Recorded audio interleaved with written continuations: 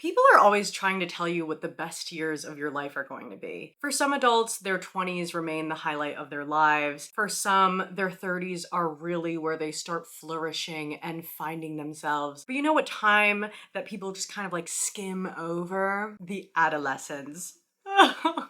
The time and space between childhood and adulthood, where everything is confusing and messy and irritating. No one focuses on the mayhem that is unrequited crushes, growing pains, and generally just not really having an understanding of what's going on whatsoever. When you Google coming of age, it'll define this time as a period marked by physical, psychological, and social growth. Its characteristics include a central protagonist who's undergoing significant personal development, themes of self-discovery, resilience, and the challenges of adolescence, which often involve experiences of loss, rebellion, or confronting societal pressures. Luckily, in lieu of probably some difficult conversations that you should have had with your parents at like 12 or 13, there are great movies that explore the complicated feelings and dynamics of tween and teen issues. And I, as your movie bestie, am here to give you 10 of my favorite coming of age movies. I'm not Jewish.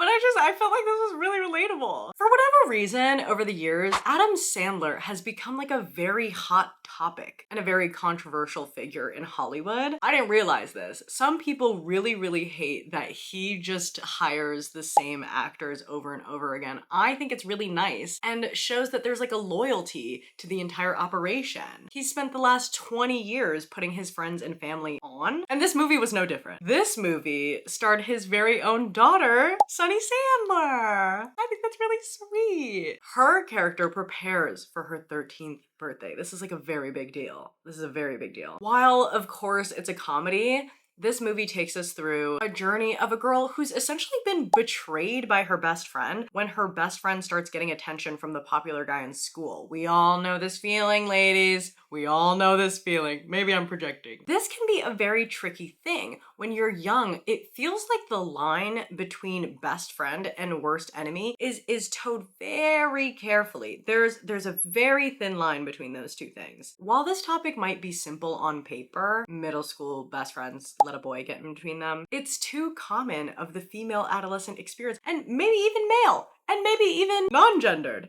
I think it's universal, and I'm glad we have a really fun movie on it. Okay, if you're in the mood to feel just like deep embarrassment and cringe, you should watch Didi.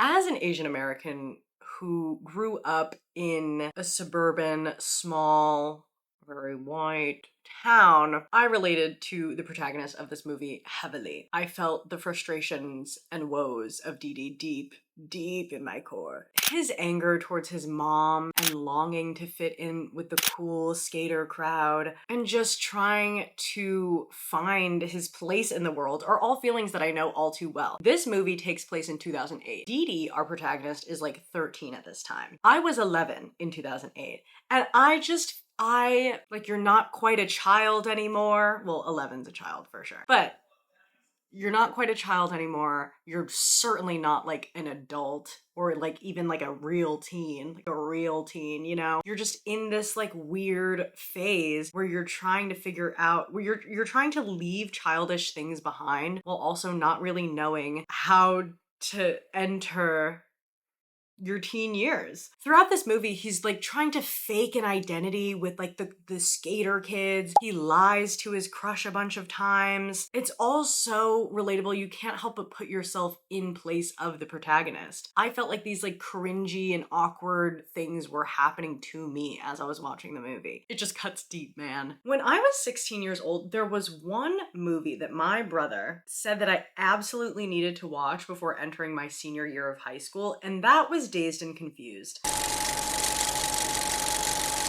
There's little to no plot in my humble opinion, but some movies are just there for like the vibe. And this movie's so well made that you like don't really need a plot. It's more about the relationship dynamics, the aesthetics, the iconic quotes. It'd be a lot cooler if you did.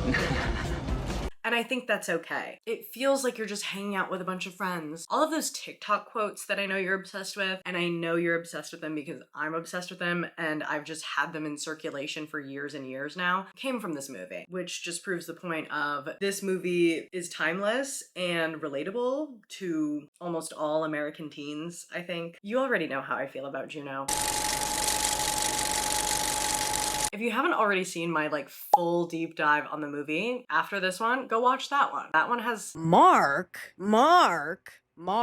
That man doesn't care whether you live or die. And so why would you even get into a relationship with someone who is so sure that that's her goal when that's not your goal? Mark and Juno's relationship brought like a tinge of darkness on the movie. Like, it's really weird going on in this movie. Every thought ever. As I said before, I have never been pregnant nor teen pregnant, yet I feel Juno is embedded into my identity. Its charm, its color grading, its soundtrack are unmatched. And although it is an unorthodox story with uniquely strange characters, I feel such a warm spot in my heart for this movie. I had to include it on the list. I will not rest. I will not stop talking about Juno. Okay, I don't want you to write this off as like just another Disney movie, because we do talk a lot about like Disney or Disney adjacent movies on this channel. But when you really think about the root of the story of Freaky Friday,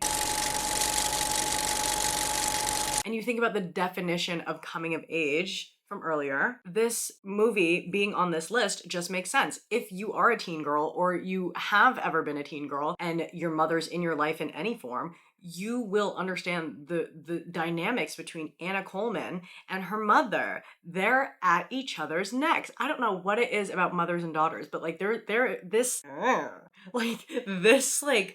just intentionally like misunderstanding each other and doing things that are like targeted and cruel in both directions. Like, that is Freaky Friday. Anna and her mother having to like walk a day in each other's shoes to like truly understand the trials and tribulations of womanhood at any age.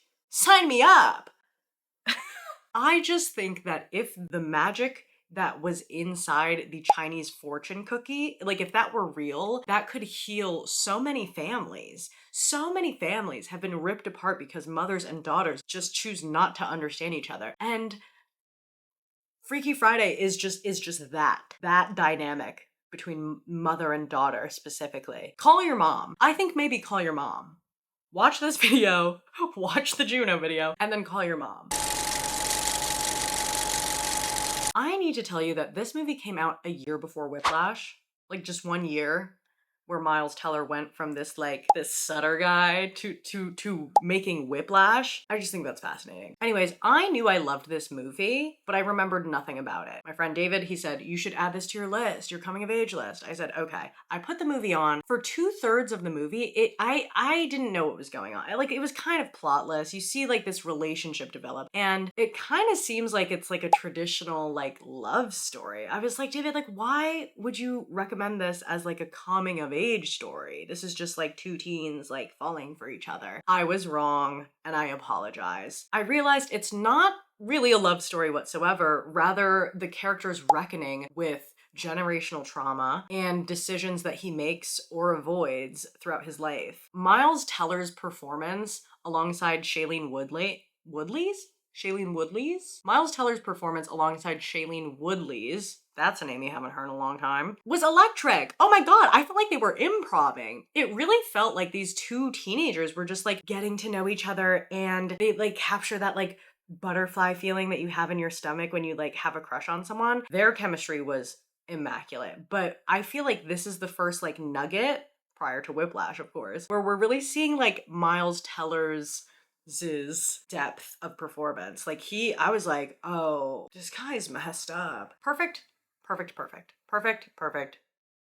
What is there to say about Robin Williams that hasn't been said already? He's a national treasure, and to me, his most impactful role was that of John Keating in Dead Poets Society, of course.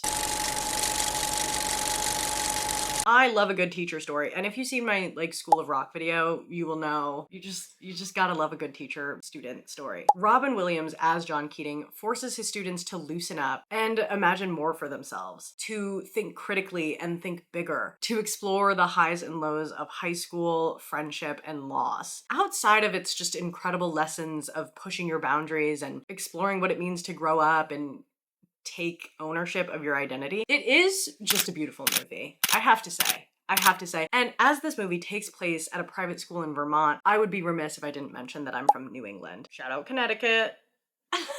I loved seeing the fall foliage in this movie against the cobblestone buildings and prep school uniforms. It makes me nostalgic for like an idealized version of my upbringing. My upbringing did not include plaid skirts or like blazers, you know, but sometimes I like to pretend.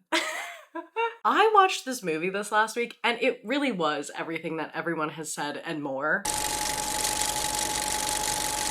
First off, the cast is absolutely unreal. Stacked. We have Freddie Prinze Jr. and Rachel Lee Cook as our protagonists and love interests. But then we have Matthew Lillard. Like, bro, yeah, Matthew Lillard, like, he plays this, like, real-world celebrity, like, reality show contestant who's, like, kind of famous from, like, being on reality TV, which is, like, such a niche thing, but makes sense for this, like Y2K movie. Paul Walker as Zach's best friend. We have Gabby Union as one of the mean girls. Kieran Culkin? It's always so crazy to see how actors got their first start. Even like Sarah Michelle Gellar just had like random cameo in like one of the lunchroom scenes. Just there for like 2 seconds.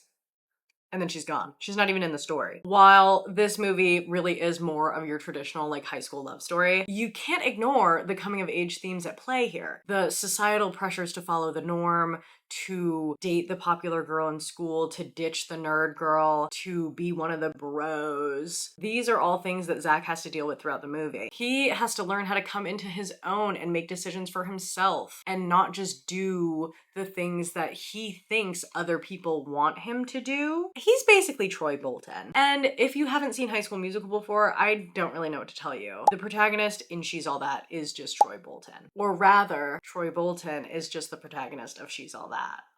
And yeah, it might be basic, but it wouldn't be my channel if we didn't talk about the perks of being a wallflower. If you were on Tumblr anytime from like 2010 to 2014, you would not have been able to escape the like text excerpts of the book just being shared and reblogged around, or the gif of Emma Watson at the prom. Like, you know the one. You know the one where why am I dancing? You know the one. Or like Charlie laying in his like snow angel and just like laying there in despair. Like these images were like just sewn into my reality. I think that this movie captures high school in such a unique way. As an outsider peering into what the typical high school experience is like. Close in proximity, but never fully feeling like you're there or included or in the in crowd. This group of kids takes Charlie under their wings and shows him that even when you are dealing with like a very traumatic familial or internal issue, you can still see the world as full of love, fun, friendship, and lightheartedness. I'm sorry, we had to talk about it. Lastly, we have Stand By Me. When the night is young. Did you know that this movie was based on a Stephen King novella called The Body? The book, as you can imagine, is like creepier in nature. The movie focuses more on like the journey rather than the destination of like finding a body. Be it through the fact that these like little kids are beefing with a bunch of like older teenagers, or the fact that they're just like on foot the entire movie. Like you're just like reminded that these are like young children in this movie. And there's like a sense of innocence like throughout the entire film. Like these are just little boys on an adventure. They fight, they make up, they problem solve, and ultimately the movie makes you reflect on the adolescent friendships and weird side quests that you may have had in your own youth. The last line of the movie, and I think the last line of the book as well, lingers. Our grown narrator says, "I never had any friends later on like the ones I had when I was 12. Jesus, does anyone?" Whoa. And then just like a ringing in your freaking ears. What a freaking bar. So yeah, that's my list. That's my list.